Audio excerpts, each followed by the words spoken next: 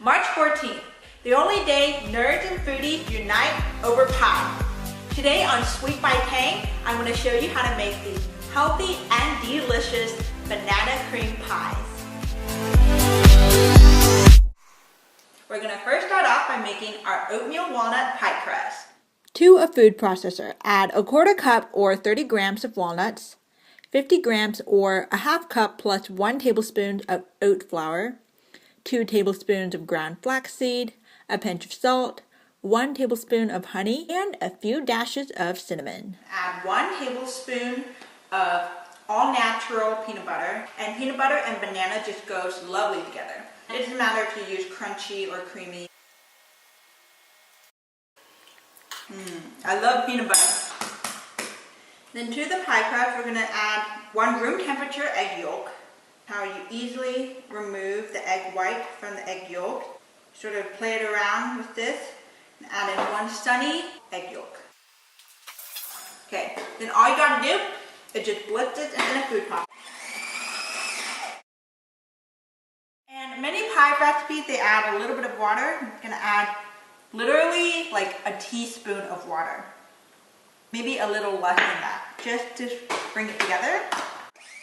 So how you know your pie crust is ready is you pinch it together and it stays together. If it's not staying together, then it's not ready. This one is perfect. Then we're just going to evenly divide this beautiful pie crust, and it smells deliciously like peanut butter. So just grab a mound here.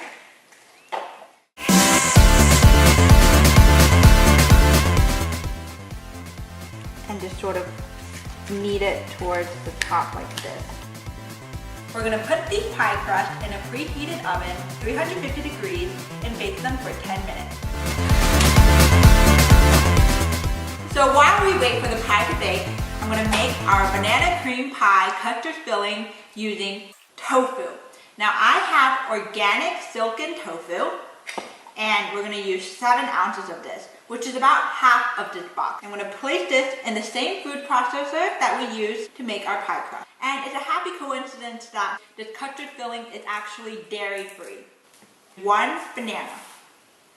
And make sure your banana is ripe and sweet. Okay. A tiny pinch of salt, vanilla, a teaspoon, 1 tablespoon of peanut flour. Now, if you don't have peanut flour, you can easily substitute 1 tablespoon of peanut butter. Peanut flour just makes this a little bit thicker and a little bit more low fat. Now, I'm also going to add a little bit of turmeric. The turmeric is not for flavor, it's just so that the banana cream filling is a gorgeous yellow color. It's like a natural food dye. If you don't have turmeric, it doesn't really make a difference, but it will make your pie a little bit prettier. I think to the turmeric is a little bit of that yellow. Just scrape down the sides. You get this beautiful texture. The texture is looking really good. It's beautiful color, creamy. I'm just going to give this a small little taste. This is really good. The banana is sweet. I like to first taste it just to adjust how much sweetener I add. You can either add about 1 to 3 tablespoons of honey, depending on your own taste buds, or you can also use some stevia. Just a few drops. I just took the pie crust out of the oven, been there for 10 minutes, and I'm going to let it cool. So now we're going to make the meringue cream pie topping. Separate the egg yolks from the white, very simple, like so. And here's the other egg white that we saved earlier from the pie crust making. The secret to getting those really fluffy egg whites, number 1, room temperature eggs, or else when you make the meringue, they won't whip up. Second trick, when you separate the eggs, that you don't have any trace of egg yolk. But even though we're not going to use the egg yolks for this recipe, don't waste them.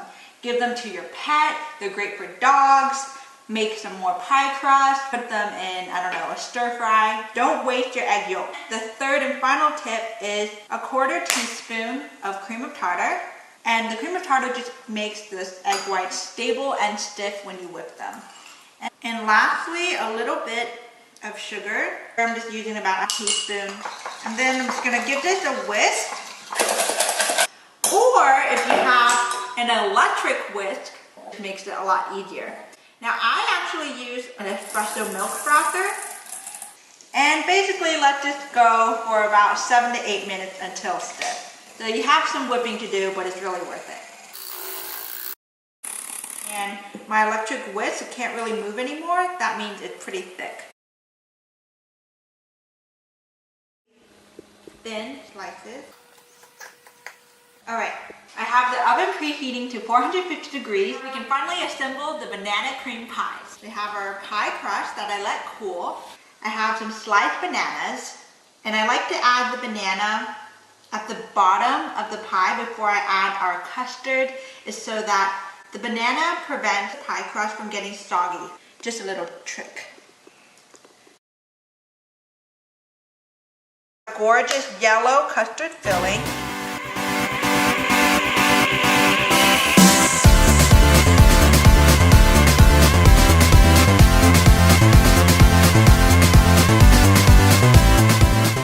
Another layer of banana. You can also add in some peanut butter if you like. Optional. Does make it taste a little bit extra rich. So far, this pie is actually dairy-free because we didn't use butter. If you don't care about dairy-free, I really like using a little bit of cottage cheese. It really adds a nice touch. The tangy cottage cheese along with the banana slices, divine. Last but not least, our meringue topping.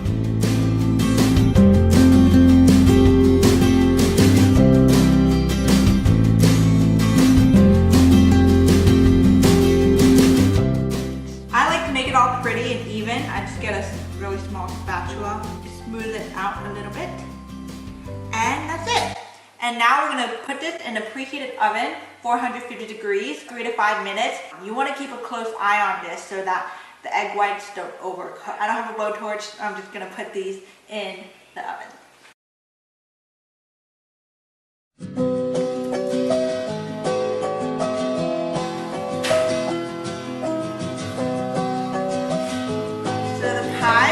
In the oven at 450 degrees for literally 4 minutes until they started getting this gorgeous golden brown color. I made a pot of my favorite tea, and I think it's time to enjoy Pie Day.